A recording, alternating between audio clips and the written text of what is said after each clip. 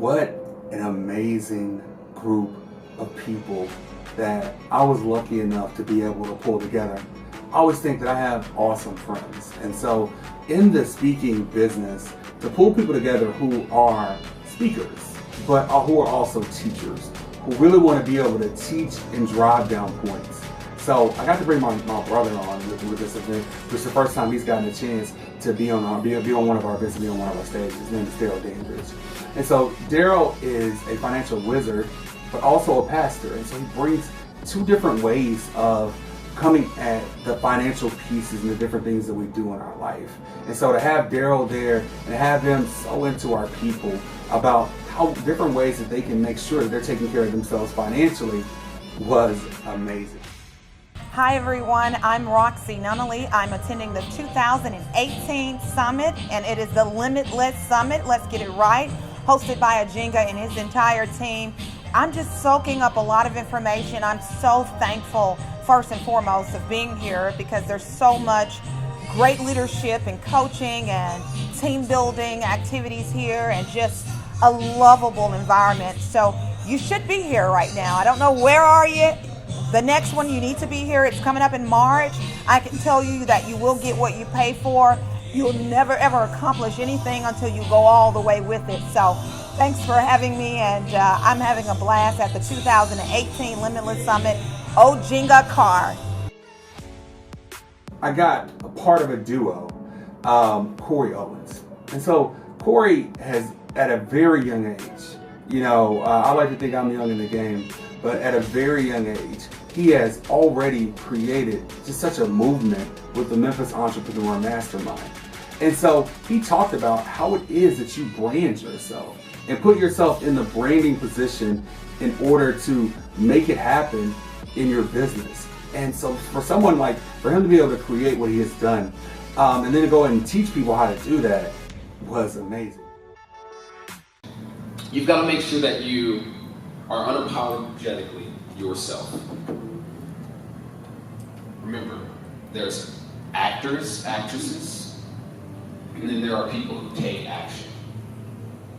The people who take action might not necessarily have success or look like they're successful yet, but behind the scenes, they are being themselves, and in front of your face, they're going to continue to be themselves. It's so much easier to build rapport and communicate and have amazing conversations and build amazing relationships and share value and share the success when you are yourself. It's not perceived success. It's not perceived happiness. So regardless of who you are, how you are, where you come from, in order to be yourself, you have to go back and look at that adversity. There's no way to be yourself and build a personal brand if you don't know why you are who you are. Do we agree? Yes. So it took me 21, 22, 23 years to go back and analyze who I was, why I wanted the success I thought I wanted. They played Drake Successful, and my definition of success has changed every year of my life. Every year of my life, and it's going to continue to change. English is a universal language, but success is not. It isn't. So if you take massive action, but you're acting, eventually somebody's going to catch you slipping. They've been giving you a chance for a very long time to show them who you are. After a while, they're going to get fed up and wait to catch you slipping. They're going to stay there until they find a legitimate reason to say, I'm done. Or they might allow you to waste the rest of your life pretending. As an empath, and I think we all care about people, we don't want to tell people the truth sometimes. We don't want to tell people the things that we think might hurt their feelings. But if you are unapologetically yourself, and you understand who you are, why you are, it'll be a lot easier to understand who other people are and why they are. When you have this mental bank account that you never knew about, and somebody gave you a credit card to start swiping, you don't know that you got to pay that balance back. Right. Right. When you overdraw it, what are they going to do? Charge you. The universe is going to charge you. It's going to ask for, hey, you got to give me that back and interest.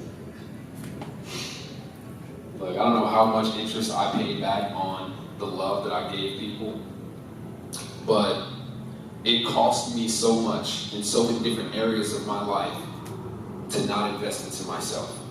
It was actually more expensive to not invest into myself than it was to just sow into me and spend my time, energy, effort, money on things that other people didn't value.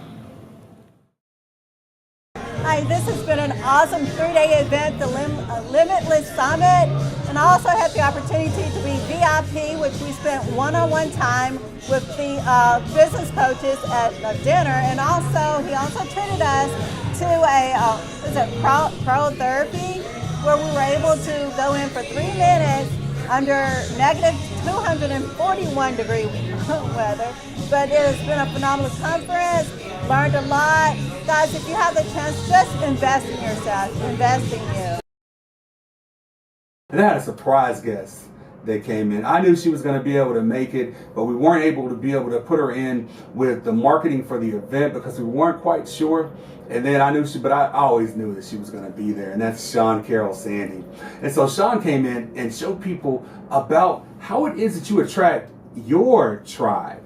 How do you attract your tribe to what it is that you're doing? See, whether you're a business leader or whether you're an entrepreneur, you still want to attract the right people to you, or whether you're just in your life, you want to be able to attract the right people to it and to be able to create in the way that you want to do so. And so Sean gave us that and so much more.